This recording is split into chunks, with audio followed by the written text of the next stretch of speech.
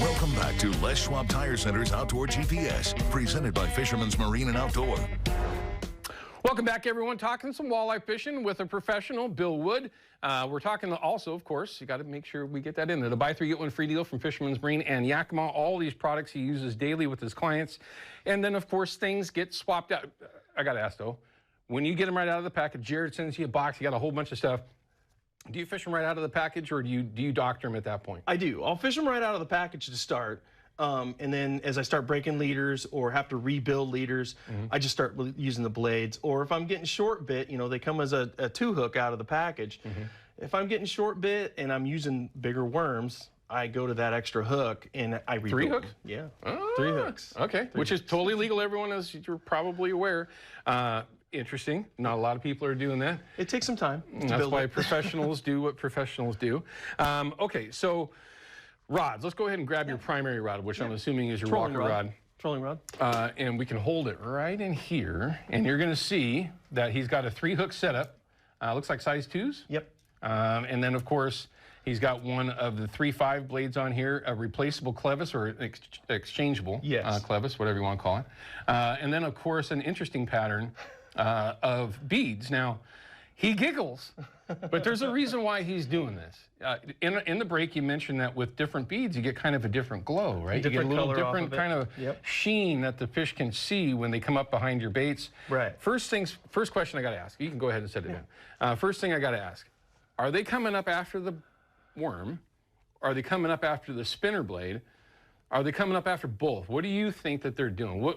Why are they biting that bottom walker setup? I think it is the worm, obviously, but you know, having the attractant in there and having the offset bead colors going through that is a big difference also. You know, when I hook my worm up on this and I've got these green beads and these glow beads down through the worm, I really think that makes a difference on where they bite, you know, because a lot of times when I've got this 3rd hook in here, they're biting the middle hook. Well, if you're only running a 2-hook setup on the spread that I have, you miss those fish. Right. Or if you're running the shorter hooks and you're getting short bit and the worm's gone right behind the hook, you're getting a 3rd hook. Right. Like it just, the hookups double.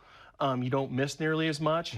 And, you know, with clients, getting them to let the fish take it sometimes doesn't happen. Right. So, you know, if they're holding the rod, just like everybody else, oh, I got a bite, and they set it way too early. You know, so sometimes that 3rd hook helps to keep from getting that missed fish, you know, and I lay that worm out, you know, and so I'm trying to make that length the same length as what the worm would be with just a little bit of tail hanging off of there, and that back hook doesn't miss. Now, this upcoming segment, we'll talk about how he likes to rig it, and we'll show you that 3-hook setup, something that I will be expanding to. I have never put 3 hooks on there, and I am glad that the pros are showing us this, because now I'd have confidence in trying to pull it off. I've been doing that one a while. I believe it. Now I'm going to go ahead and pull this one off. But before we do that, before we get too far, tell us about the system that you have set up here. Yeah. You've got what, about a 6.5, 7-foot rod? It's a 711. Okay. From Talon. It's their 11-1. Okay. Started running them last year. Really lets the rod load up. So instead of getting the sharp take, and any rod will work in the 7-foot range, you know, a steelhead rod for that fact. Sure. It does not have to be any one particular. You're going to catch them on everything. But this particular rod with the lead that I'm running, because I run a heavier lead than most people do, loads the rod up. So when that fish takes the bait, it really loads the rod. So by the time the client gets up on top of it to reel or set the hook, it's already loaded. Gotcha. And so this thing really works well to let the fish get a hold of the bait before the client or I prematurely jerks it away from them. Right. So it which makes can be it can be a thing. I mean, obviously with new folks that may have not have played that game before, if you pull it away, they got really hard mouths. Okay? Right. You know, it's easy to pull the hooks out, believe it or not. Yeah. You mentioned though that you like to run heavier leads. Now, of course, in the buy 3 get 1 free deal, you have the spin and glow bottom walker, which I use a lot. Yep. Where I fish, I can get away with those 3 ounces or under. Right. Where you're fishing, you could get up to 3 digits when you're talking about depth that you're going after. Yes. So he's actually got a 3 and a 5 ounce bottom walker here. And tell everybody what the advantage is of having those heavier walkers as opposed to, say, just a 3 or a 2. Right. So for me, up there where I'm fishing deeper water, This 4 and 5 ounce lead lets me get to that 100 feet or 80 feet or 60 feet and not having 200 feet of line out with a 3.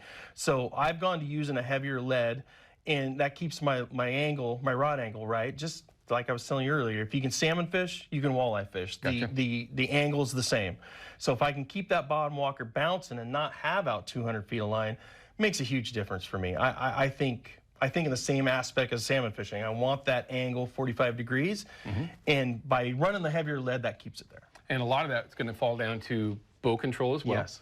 You got to keep your speed down. These fish are apex predators, but they're also like humans. They're inherently lazy. Right. Water's warmer, they're more apt to chase. Water's cold, you better put it right in front of them and let them have a chance to eat it. Yeah. But before we cut to this break, and I really want to get Dwayne's question in here in just a second. Your bottom walkers feel like needles. Yes. Dude. First things first, that's a lot of miles on one of these things to wear off stainless steel wire. But tell everyone why, if you're not doing it right, or maybe the best way to put it is if you're not getting them worn down, you're not doing it right. So on some of mine, I have them painted. The white one, it's from Tin Shed Marine, and they do a coating on it for me, so you can't really tell. But I'll take one that I have painted, and if I'm running that and the clients are kind of having a problem staying on the bottom or too far on the bottom, you can always tell the rod's really loading up. The paint and the lead will just be beat up. You're not fishing. Right, dragging. You know, but when you get this tip down here that's like a needle and you can stick it in your hand, because I've done it, you know you're fishing correctly. And it's just tap, tap, tap. You can pick it up. People that are holding the rod, you can pick it up just a little bit, not feel the bottom, drop it back down, tap, tap, tap, tap, just pull it up a little. That is the strike zone. That's the zone. That is the zone, you know. And if you're laying that lead over and it's beat up and it looks like it's been thrown down the freeway, not going to catch it. You're not fishing. Yeah, you're going to snag up and be frustrating.